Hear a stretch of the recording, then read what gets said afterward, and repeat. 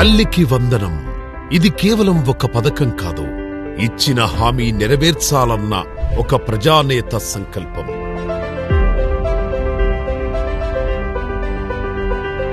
ఎన్ని ఆర్థిక ఇబ్బందులు ఉన్నా ఒక్క రోజులో ఒక పథకానికి 10,091 కోట్లు, ఏకంగా 67,27,164 మంది లబ్ధిదారులు.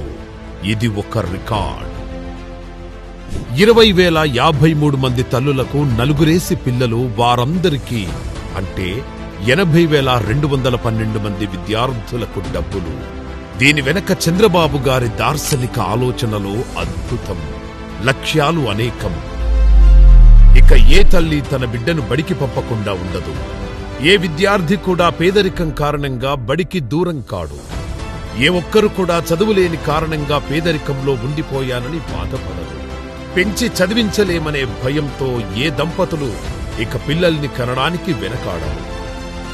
ఇది కేవలం ఒక ఎన్నికల హామీ నెరవేర్చడం కాదు, సమాజం పట్ల ఒక బాధ్యత. ఒక్కరిని కూడా వదలకుండా పిల్లలందరినీ బడికి పంపే బాధ్యత. పిల్లలను చదివించడానికి తల్లిదండ్రుల్లో ఉత్సాహం కలిగించే బాధ్యత. అందరూ చదువుకొని పేదరికం నుండి బయటపడేలా చేసే బాధ్యత. పిల్లల్ని కంటే ఆర్థిక ఇబ్బందులు వస్తాయనే భయం నుంచి దంపతులను బయటపడేసే బాధ్యత. అందుకే ఇది కేవలం ఒక హామీ నెరవేర్చడం కాదు, ఇది ఒక సామాజిక విప్లవం.